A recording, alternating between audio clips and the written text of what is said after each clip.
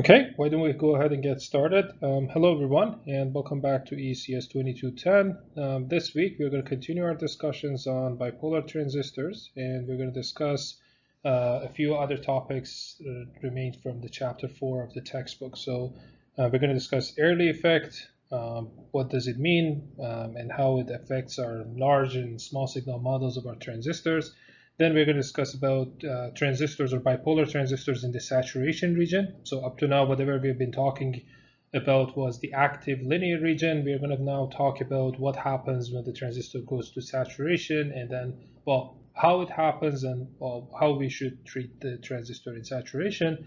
And then in the end, we're going to talk about PNP transistors. So up to now, we've been only discussing NPN transistors. And at the end of our discussions today, we are going to basically talk about PNP transistors, how they're different from NPN transistors, both in terms of DC and large signal analysis and small signal analysis. Okay, so let's do a quick recap and perhaps kind of review what we have learned up to now about transistors. So generally, we have learned that when we're talking about a transistor, we are really considering two different volts. The volt of DC and large signal analysis, where we're actually talking about voltages at each terminal of a transistor, or like between two terminals, and the current flowing from one terminal to another. Like basically, we're talking about the absolute values of voltages and currents, either their DC values or like basically large changes in their basically DC values, right? And then we had the other volt, or that we called AC small signal volt. Okay, in this volt, we're really talking about the little changes in, well, these voltages and currents that we know about the transistor. So like what happens if I change the base emitter voltage by a little bit, if I perturb that, what will happen to the, well, collector current, for example, right? How does that change? Because I know that the actual value of collector current in the DC analysis, I know that IC is equal to e to the power of, or well, actually IS times e to the power of VBE over VT, right? So I know how to relate VBE, the base emitter voltage, and IC, the collector current, right? But then how is this basically the way that they're related, even if I'm just doing small perturbations? And we saw that it's not, right? We saw that this exponential model, if we only focus on very little part of that, very small part of that exponential curve, so if this is basically VBE, and this is IC, and this was the exponential curve. Of course, for negative VBE, the transistor is pretty much off, so we're not really interested in, right? Remember that we said before all of these discussions, we said that like we want the transistor to be in the active region, and active region meant the base emitter voltage being greater than, well, 0, and the base collector voltage being smaller than 0, right? So this was the definition of active region where we want the transistor to be. Anything other than that, we're not really interested in. So for VBE greater than 0, we saw that we have an exponential relationship between the collector current and the VBE.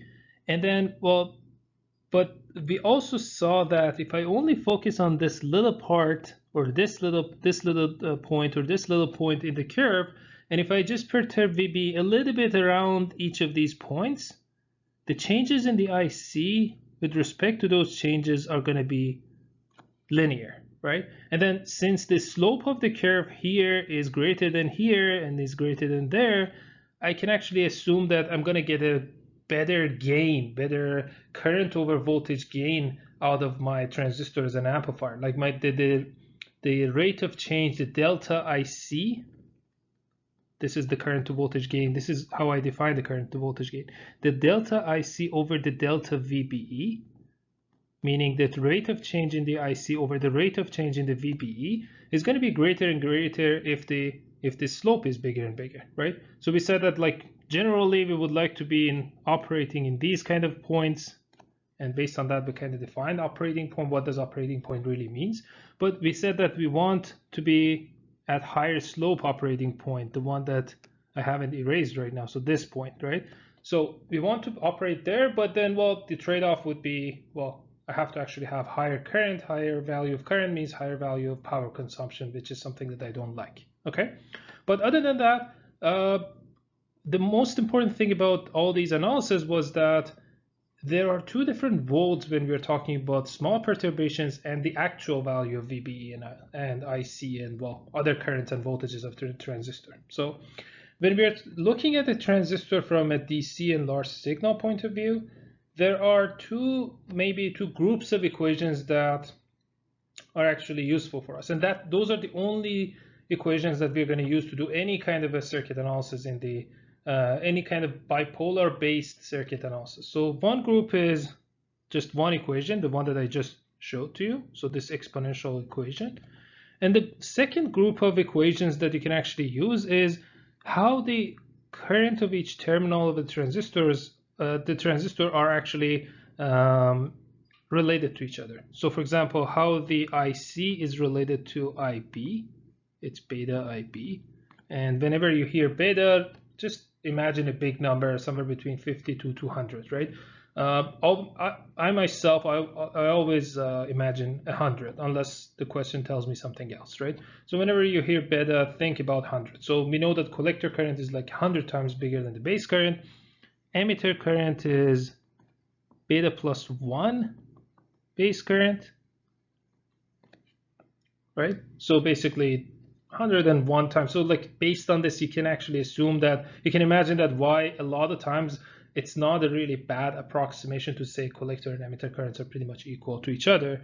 And then, well, the KCL thing, that IE is equal to IC plus IB, which you could have actually deduced from the two equations above anyway, right? So this is one group, and the above equation is the other equation, the exponential equation. So with these two equations, or these two groups of equations, or well, let's say these four equations, you can actually solve any circuit that involves a bipolar transistor. Of course, in the DC analysis and large signal analysis, right? And by solving the circuit, I mean finding the voltage of any terminal in the transistor and finding the currents of any terminal in the transistor. So for example, if you're really dealing with a circuit that has, let's say, there's some VCC up here, the supply voltage, and then there's some resistor connected to the collector, to the base, to the ground, and then let's say another resistor, and then some battery here connected to ground. Let's say that I'm going to call this battery VB, right? So if I want to, and this is our collector, this is our base.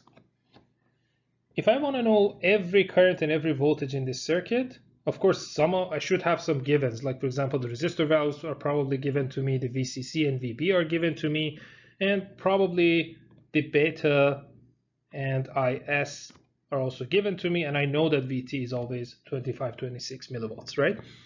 So I have some givens. But if I want to actually find the current and voltage of every terminal in my transistor, always remember that there are things that you can do and there are things that you can't do. The things that you can do is that you know the relationship between the collector current, the emitter current, and the base current, right? You know that the collector current is, let's say, 100 times bigger than the base, and the emitter current is the addition of the two, so 101 times the base current, okay? The other thing that you know is the voltage here, VBE, the voltage across base emitter junction, is related to the current here, IC. How? Using this exponential equation. Okay, those are the only things that you have. So how do I find things? Like if I want to find, if for example IC is given to me and I want to find the base voltage or the emitter voltage, or well, the base emitter voltage, always remember that you probably want to write KVL, for example, here, going from ground to VB to RB, and then involving base emitter in your KVL. So like, for example, the KVL would be 0 plus VB minus RB IB minus VBE is equal to 0, right? Why do I want to do that? Because generally VB is given to me, right? It's a battery. And RB is also given. And then between IB and VBE, these are the parameters that I can actually relate them to each other. How? Well, IB is IC divided by beta, right? From here. And then IC, I can relate it to VBE because, well, they're actually related using an exponential model. So I get one equation, one unknown. It's all based on VBE, right? Or I can actually write everything based on IC or write everything based on IB, okay? What is the most common mistake I've seen in writing these KVLs? Or like how to write, maybe I should tell you the recipe for failure. How to write KVL for not getting anywhere in your solution. Writing KVL that involves the collector emitter junction or base collector junction. If part of your KVL involved any of those voltages, you should know that you're not going to get anywhere, because imagine that I write that. So let's say I write 0 plus VB minus RB times IB, and then I have a VBC there, right? So let's say minus VBC. This became too small. Let me actually erase this stuff. So let's say this is the negative, this is the positive, this is VBC. So minus VBC, and then plus RCIC, because the IC direction is from the top to bottom, so it should be plus, is equal to VCC. Now, what's the problem with this? Well, the good thing is that I can relate IC. Well, let's talk about the things that are given. So VB is given, RB is given, RC is given, VCC is given. So I have some stuff that are given, so I'm happy about them. But the thing is that the unknowns are IC, IB, and VBC. And IC and IB, I can relate them to each other. How about V base collector? There's absolutely no way I can actually find any equation that can tell me, at least as long as I'm the active region. When I go to saturation region, the other region that generally I don't like to be there, so it's a forbidden kind of a region of operation. Yeah, I might actually have some information, but for that 1% of the time, let's talk about saturation when it comes to it, right? For now, for 99% of the circuits that we deal with, that are operating in an active region, because we're dealing with amplifiers and the transistor is amplifier if it is in the active region. So for the 99.9% of the cases that we deal with it, we have zero information about base collector voltage, right? The same thing about the collector emitter. So like if I write a KCL of VCC minus RCIC minus VCE is equal to 0. Again, VCC is given, RC is given, I have IC and VC as unknowns, and there's absolutely no way that you can actually relate them to each other. Okay, so the only reason you might want to write an equation like this is that you have IC somehow magically, like for example, you have found IC from VBE and using this exponential, VBE is given to you, so you have IC, you have found IC, so like you have everything but VCE, and the question is actually asking you what is VCE, then yeah, you go ahead and write this equation to find VCE. But if you're writing VCE to actually, basically, if you're writing this equation as like one of the simultaneous equations, because you think that, well, I have two equations, two unknowns, one of them would be this, good luck with that. You're never going to get anything out of this. Okay, so this is a big no, this is a big no. Always write KVL on the junction that involves the base emitter voltage, because we have base emitter is special because it is related using this exponential equation. It is related to IC. And I see, and once I have this relationship, I have pretty much everything, because I know that once I have one of the currents in my bipolar transistor, that's the beauty of bipolar. We are not going to have this in the other type of transistor that we're going to discuss in this course, which is the MOSFET transistor. The beauty of bipolar is that all the currents are actually related to each other. So once you have one of them, because you have beta, you have all others, right? Always remember that. So you just need one of these currents. And then the nice thing about base emitter junction is that it will give you information to find one of these currents. Okay, I hope this was clear.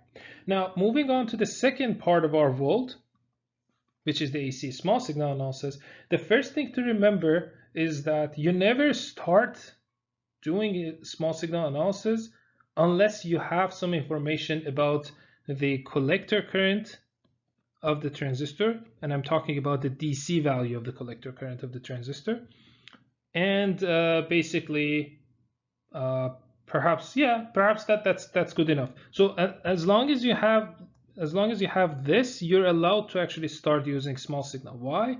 Because the moment that you draw this small signal, you need to actually find out some parameters, because like you have this RPi and you have this GM. You need the value for these to get started with KVLs and KCLs and to find whatever you need to find, like for example the amplification gain or something like that, right? What is GM? Well, from the previous week's discussion, we learned that GM is equal to IC over VT.